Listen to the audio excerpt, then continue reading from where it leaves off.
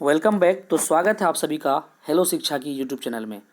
DElEd entrance के preparation में जो आपका रीजनिंग का जो प्रश्न पूछा जा रहा है 10 नंबर का, उसका तैयारी कराने वाले हैं आज आपको। आज जो है टॉपिक है हमारा एनालॉगी। एनालॉगी का हिंदी होता है समरूपता। एनालॉगी का हिंदी होता है समरूपता, समानता या सादृश्यता। इसका मतलब समझने के लिए हम लोग कोशिश करते हैं कि एनालॉगी है क्या। एनालॉगी समानता को संदर्भित करता है।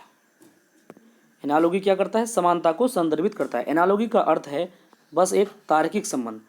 इस तार्किक संबंध में आपको थोड़ा सा ये सवाल सोचने पे थोड़ा मजबूर करेगा। एनालॉगी का अर्थ दिए गए विकल्पों के बीच तार्किक समानता का पता लगाना है। समानता का पता लगाना है आपको। एनालॉगी का अर्थ सरलता से एक उदाहरण से समझा जा सकता है। आपके सामने में एक उदाहरण है कि लेखक का संबंध किससे है? कलम से है। तो चालक का संबंध किससे होगा? वाहन से होगा, क्योंकि लेखक को किसकी ज़रूरत पड़ती है? कलम की ज़रूरत पड़ती है। उसी तरह से कोई चालक है, ड्राइवर है, तो वो क्या करेगा? वो वाहन ही चलाएगा। और लेखक क्या चलाएगा? कलम चलाएगा। इसी तरह से आपको ढूंढना है। जैसे कि लेखक कलम अगर आपको पास दिया हुआ होता, चालक और यहाँ पे प्रश्नवाचक होता, तो इस जगह में आपको ऑप्शन के हिसाब से वाहन भरना पड़ता। आपको 4 विकल्प दिए जाएंगे, उस 4 विकल्प में एक विकल्प आपको चुनना है समानता को देखते हुए।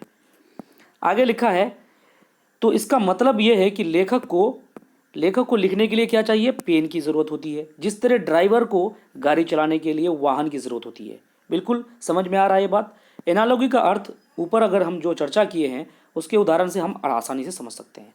सभी शब्दों को क्रमिक रूप से जोड़ना बस एक तार्किक संबंध है एनालॉगी का अर्थ। केवल दिए गए विकल्प में से समानता ही खोजना क्या है? एनालॉगी है। समानता है, सादृश्यता है। तो इसको समझ चुके हैं आप। तो अब हम लोग जो है इस पर क्वेश्चन करेंगे जब एग्जाम्पल के तौर पर, तो ज़्यादा समझ में आएगा। चलते हैं आज के प्रश्न की तरफ। आज का पहला प्रश्न है, भोजन और भूख का संबंध। किसका संबंध है? भोजन और भूख का। तो जल का संबंध किससे होगा? ये जो प्रश्नवाचक देख रहे हैं, इसका संबंध किससे होगा? जैसे आपको भूख लगता है तो आप क्या करते हैं? भोजन का प्रयोग करते हैं, भोजन खाते हैं। उसी प्रकार से आप जल का प्रयोग कब करेंगे? तो आपके पास ऑप्शन है पीना, धोना, नहाना या प्यास। आपको ऑप्शन के हिसाब से क्रमिक रूप से चलना है। आपको सारा ऑप्शन पीना, यहाँ भी पानी का प्रयोग कर सकते हैं, धोने के लिए भी कर सकते हैं और नहाने के लिए भी कर सकते हैं। लेकिन यहाँ पे ऑप्शन, आपको जो क्वेश्चन है उस क्वेश्चन के हिसाब से आप अगर देखेंगे तो भोजन कब करते हैं? जब भूख लगता है। तो जल कब लेंगे? जब आपको प्यास लगेगा। इसका मतलब है कि ऑप्शन डी हमारा यहाँ जो है बिल्कुल राइट है। दूसरा प्रश्न देखिए, दिन, सप्ताह। दिन का संबंध किससे है? सप्ताह से है, क्योंकि सप्ताह में जो है 7 दिन होते हैं। ये एक संबंध बताता है। लेकिन सप्ताह का संबंध फिर किससे होगा? तो आपके पास ऑप्शन है वर्ष से है, दिन से है, महीना से है, घंटा से। क्रमिक रूप से चलना है, क्रम से। दिन से क्या बना? 7 दिन मिलकर के बना एक सप्ताह। तो सप्ताह मिलकर के क्या बनता है? महीना बनता है। ऑप्शन सी जो है बिल्कुल राइट है। बिल्कुल आसानी से समझ में आएगा। थोड़ा सा दिमाग में प्रेशर पड़ेगा, थोड़ा सा सोचने पे मजबूर करता है ये प्रश्न, और सोच करके जो है आप कर सकते हैं इसको। अच्छा तर्क, आपका कौशल विकसित हो सकता है इसमें। तीसरा प्रश्न देखिए। तीसरा प्रश्न आपके स्क्रीन पे है, कुआं। कुआं का संबंध है गहराई से। कुआं का संबंध किससे है? गहराई से, कि कुआं कितना गहरा है। लोग बोलते भी हैं कि कुआं का संबंध किससे है? गहराई से है। लेकिन आपके पास शब्द है, शब्द का संबंध किससे होगा? वाक्य से होगा, अर्थ से होगा, अक्षर से होगा या ऊंचाई से होगा। क्रमिक रूप से चलिएगा। आंसर सारा सही है अगर देखिएगा तो, लेकिन उसमें बेस्ट चुनना है जो क्रम से चल रहा है।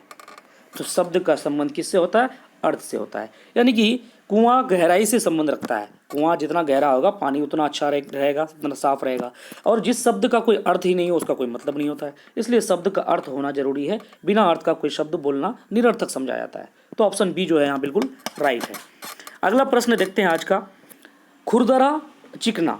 कोई चीज़ जो उबड़ खाबड़ होता है तो उसको हम लोग कहते हैं खुरदरा, और जो सपाट होता है बिल्कुल उसको हम लोग कहते हैं चिकना। खुरदरा का संबंध है चिकना से। किससे संबंध है? चिकना से संबंध है। तो निचान का संबंध किससे होगा? निचान का संबंध किससे होगा बताइए? पहाड़ी से होगा, टीला से होगा, पर्वत से होगा, समतल से होगा। तो निचान का संबंध क्या होता है? टीला से होता है। किससे होता है? टीला से होता है।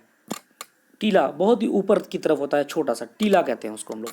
तो चौथा का बी होगा। अगले प्रश्न पे चलते हैं। अगला प्रश्न है भूसा या भूसी, भूसी का संबंध किससे है? चावल से है। 5वां नंबर प्रश्न आपके स्क्रीन पे है, भूसा का संबंध चावल से है, जो चावल का छिलका होता है उसको भूसा कहा जाता है। तो खोल, खोल का संबंध किससे होगा? खोल, सेब का खोल, सेम का खोल, अंडा का खोल, मोती का खोल।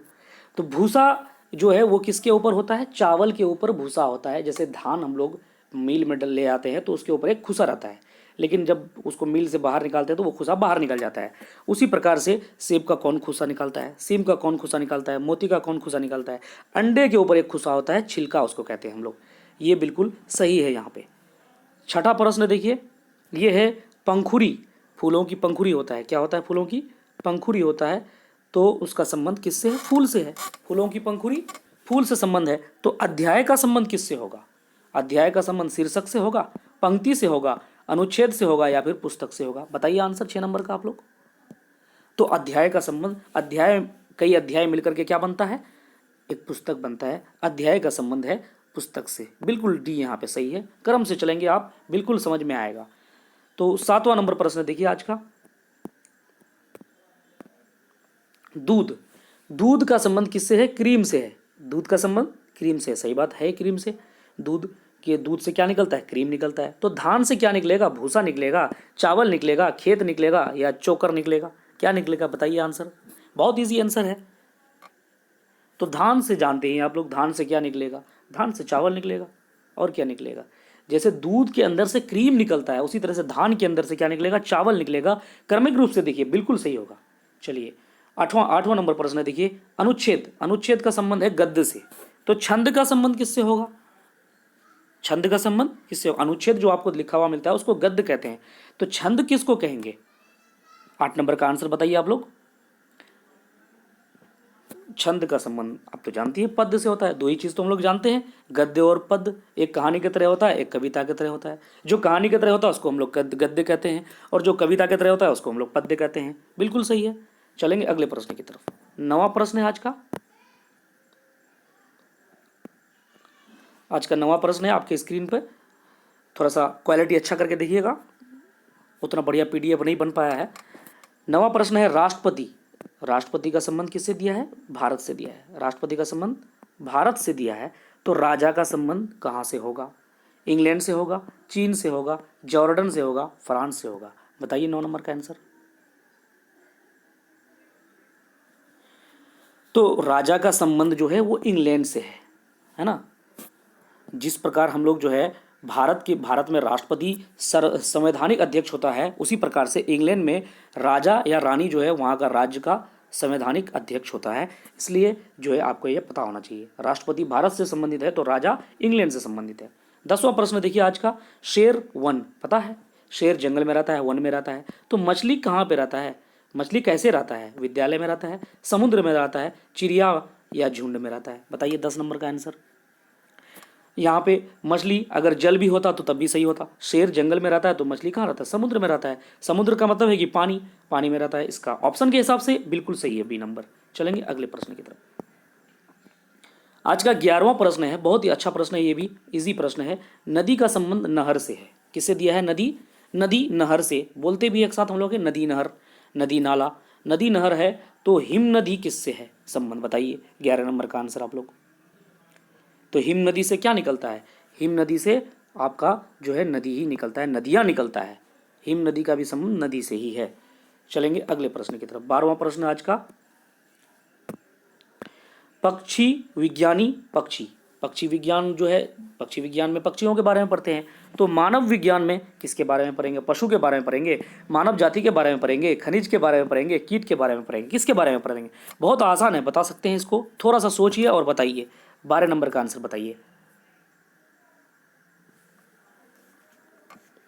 12 का आंसर क्या होगा? बहुत ही आसान है, मानव जाति से। पक्षी विज्ञान में हम लोग पक्षियों के बारे में पढ़ते हैं, तो मानव विज्ञान में क्या पढ़ेंगे? मानव के बारे में पढ़ेंगे। ऑप्शन बी जो है बिल्कुल राइट है यहाँ पे। 13 नंबर देखिए, डंडा सीरी। डंडा का संबंध किससे है? सीरी का। तो सैनिक का संबंध किससे होगा? सेना से, बंदूक से, युद्ध से या वीरता से? बताइए 13 नंबर का आंसर क्या होगा? जिस प्रकार डंडा सीरी का एक भाग होता है, डंडा लगाएंगे तभी सीरी बन पाएगा। तो सैनिक कैसे होगा तैयार? सैनिक के लिए क्या चाहिए? तो उसी प्रकार सैनिक, एक सैनिक जो है वो किसका भाग होता है, वो एक सेना का भाग होता है ना, सेना का भाग होता है, बिल्कुल सही है ऑप्शन ए। चलेंगे अगले प्रश्न की तरफ। 14 नंबर प्रश्न है, प्राचीन का संबंध आधुनिक से है। प्राचीन मतलब पुराना, आधुनिक मतलब नया, अभी हाल वाला। तो हमेशा का संबंध किससे होगा, कभी कभी से, सदा से होगा, या फिर नित्य से होगा, या कभी नहीं से होगा। बताइए इसका आंसर, 14 नंबर का आंसर बताइए।